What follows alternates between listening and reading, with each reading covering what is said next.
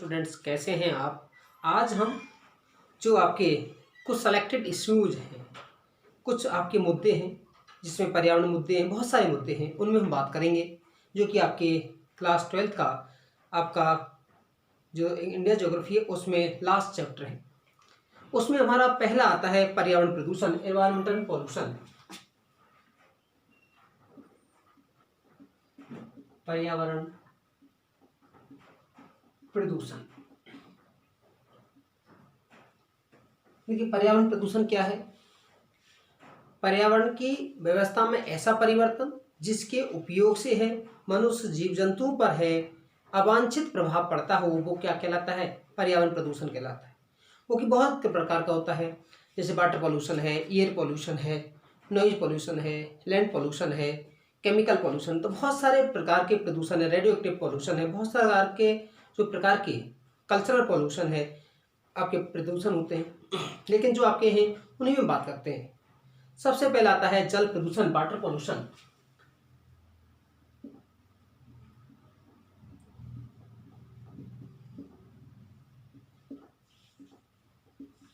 Water pollution,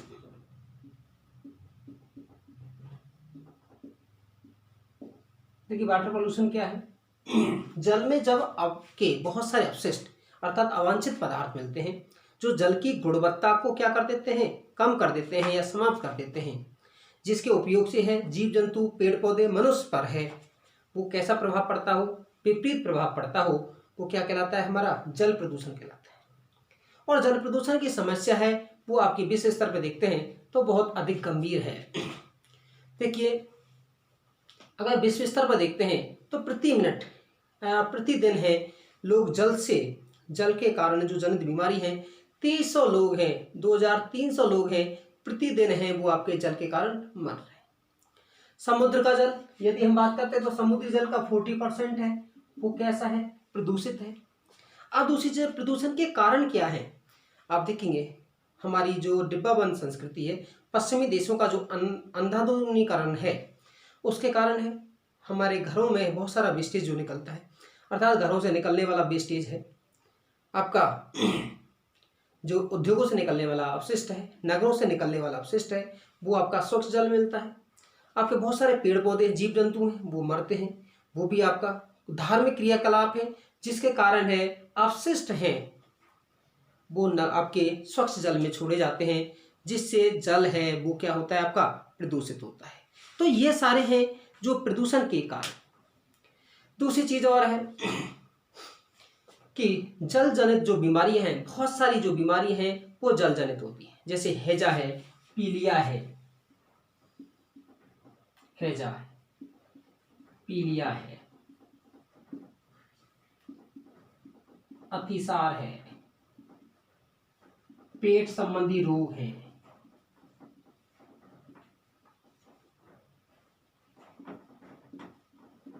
वो जल जनित बीमारियां हैं जो अशुद्ध जल के सेवन से होती हैं।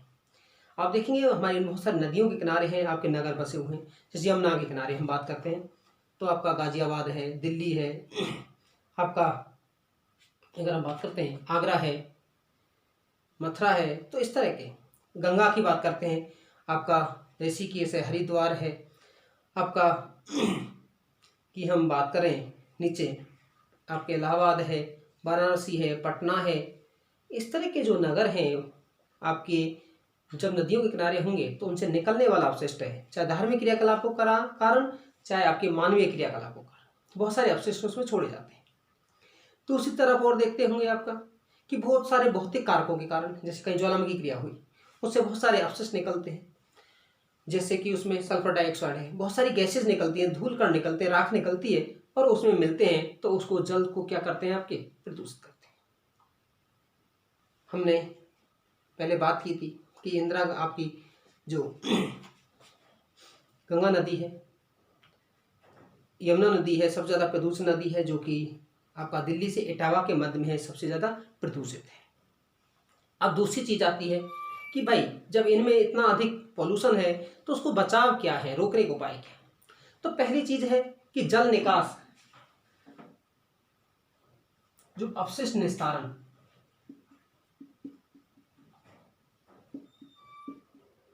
निस्तारण है ठीक से किया जाए, अपशिष्टों को है स्वच्छ जल में ना मिलने दी जाए, मिलने पर रोक,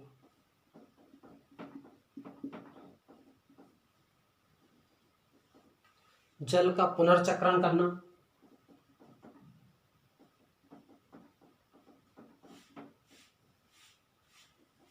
जिसमें कई विधियों से कर सकते हैं। पहले मोटे कणों को अलग करना, फिर है आपके जैविक आपका जो उसको चक्रण करना, जीव जंतु वगैरह छोटे छोटे कीड़ों को समाप्त करवाना, फिर रिवर ऑसिस के माध्यम से है उसका पुनः शोधीकरण करना।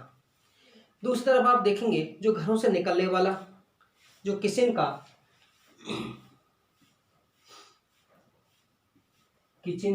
के जल का पुनर्शोधित करके है बागवानी में है उपयोग करना। उद्योगों से निकलने वाले जल को है आपका शोधित करने के बाद है जो आपकी इंडस्ट्री में है उसको ठंडा करने के लिए शीतक के रूप में है पुनः उपयोग किया जाना सब। नेक्स्ट है वर्षा जल संग्रहण।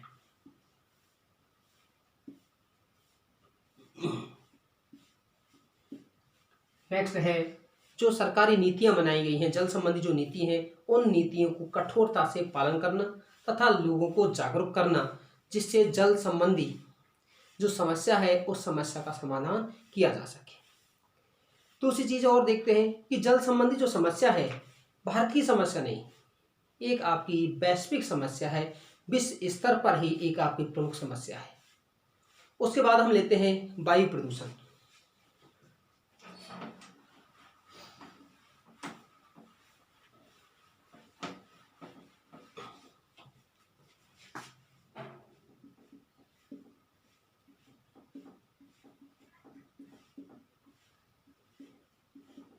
एयर पोल्यूशन,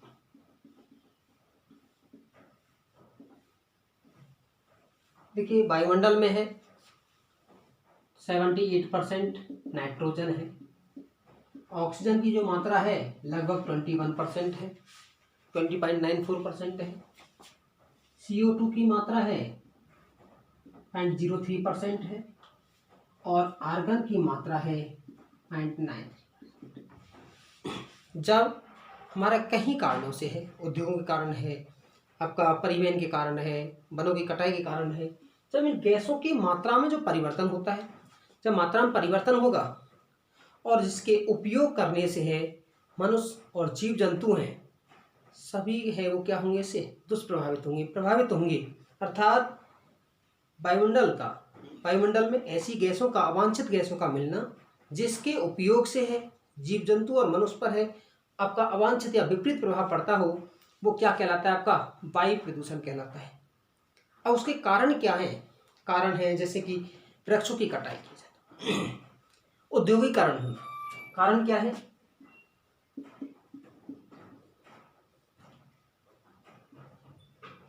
वनों की कटाई,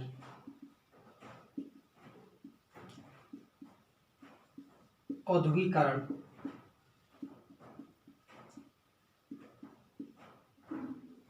नगरीकरण,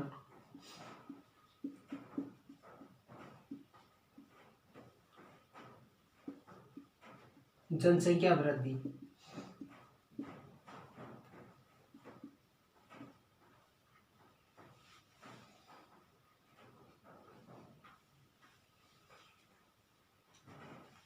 कुछ आपके प्राकृतिक कारक भी हैं जैसे ज्वालामुखी, बहुत सारी जहरीली गैस निकलती हैं, उल्कापात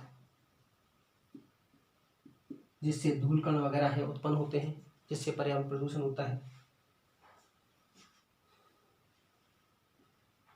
उसके बाद भूस्खलन,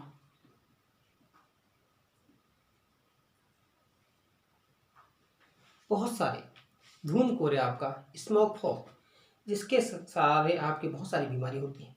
अब दूसरी चीज़ है इससे सांस संबंधी बीमारी होती हैं जैसे दमा है, अस्थमा है, ब्रोंकाइटिस है, इस तरह की बीमारियां हैं वो आपकी अधिक होती हैं। अब दूसरी चीज़ आती है कि इसको उपाय क्या है, तो उपाय क्या है कि वृक्षारोपण अधिक से अधिक किया जाए, क्योंकि पारिस्थितिक संतुलन के लिए हमारे कितने परसेंट भूभाग पर वन होना चाहिए? 33%।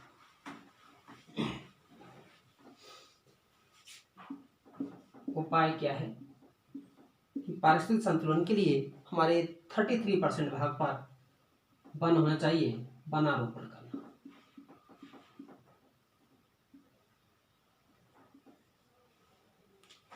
दूसरा है उद्योगों में तकनीकी सुधार, जिससे पोल्यूशन कम हो। चिमनियों को ऊंचा लगाना, गैर परंपरागत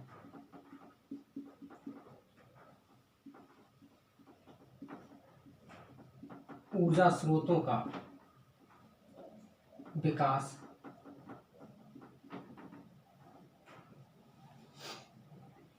अगर गैर परंपरागत ऊर्जा स्रोत जो कि पोल्यूशन कम करते हैं तथा प्रदूषण नहीं फैलाते हैं, जैसे पवन ऊर्जा है, सौर ऊर्जा है, भूतापीय ऊर्जा है, आपका बायोगैस, बायोमास है, उसका अधिक से अधिक आपका उपयोग किया जाए।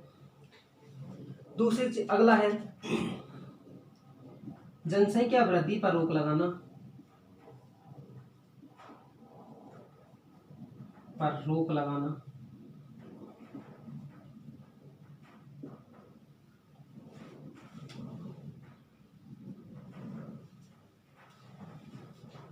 नेक्स्ट है ग्रामीण क्षेत्रों में सुविधाओं की विकास करना, जिससे नगरीकरण की तरफ लोगों आकर्षित ना हो, अर्थात ग्रामीण क्षेत्रों में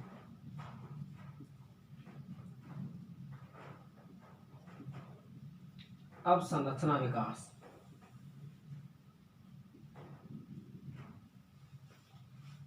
इन माध्यमों से है हम वायु प्रदूषण को है वो क्या कर सकते हैं? कम कर सकते हैं। अब नेक्स्ट आपका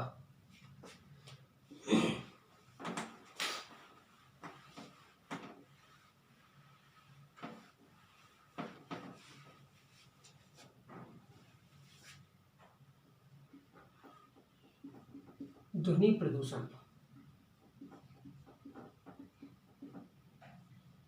देखिए नॉइज पॉल्यूशन, ध्वनि प्रदूषण क्या है? जब हमारी एक सहन शक्ति से अधिक वातावरण में होने वाले नॉइज को ही हम क्या कहते हैं? ध्वनि प्रदूषण।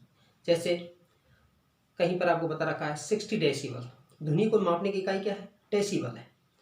अर्थात जब 60, कहीं पर आपका 90 का बना रखा है, अर्थात एक निर्धारित स्तर से ध्वनि की अधिक मात्रा होना ही क्या है? आपका ध्वनि प्रदूषण कहलाता है।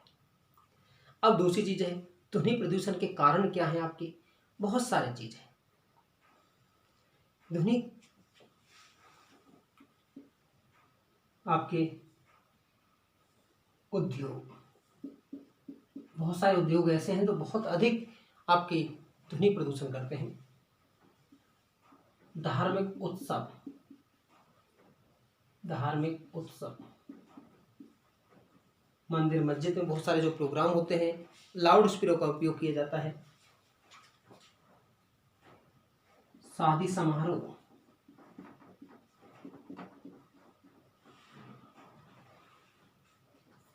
अर्थात लाउड स्पीकर।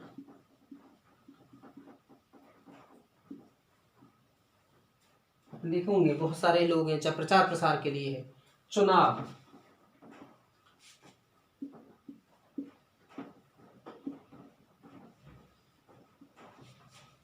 आपके स्कूल कॉलेज,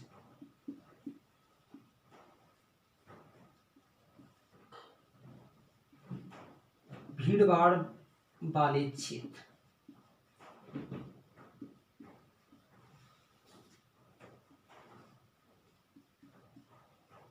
परिवहन,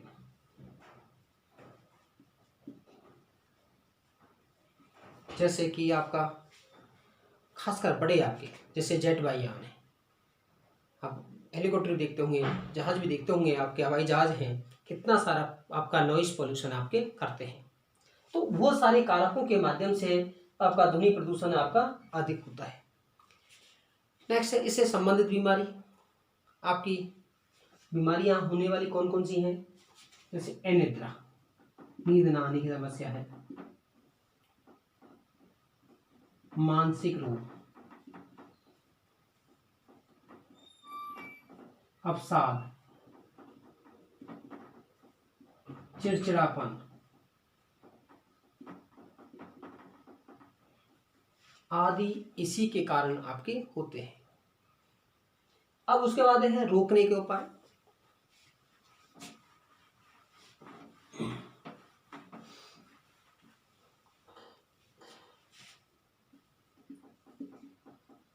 देखिए उपाय, पहली चीज है उद्योगों को है आवासीय बस्तियों से दूर रखना। उद्योगों की स्थापना, जो आवासीय बस्ती है उनसे दूर करना। नेक्स्ट है जो आपके परिवहन के साधन है सभी में है साइलेंसर का प्रयोग किया जाना। साइलेंसर का प्रयोग करना।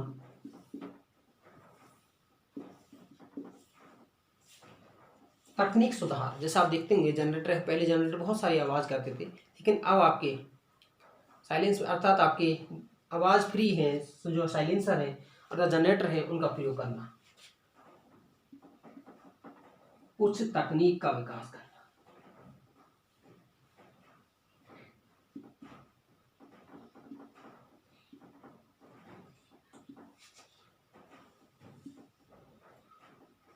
ध्वनि अवशोषक प्रणाली का है वो आपका विकास करना। जितने शैक्षणिक संस्थान हैं अर्थात भीड़ वाले इलाके हैं आपके आवासीय बस्ती से दूर विस्तारित करना। भीड़ भाड़ वाले कार्य वे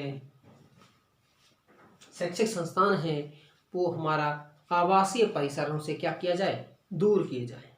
तो ये सारे हैं जिन उपायों के माध्यम से है ध्वनि प्रदूषण को है वो क्या किया जा सकता है, आपका कम किया जा सकता है।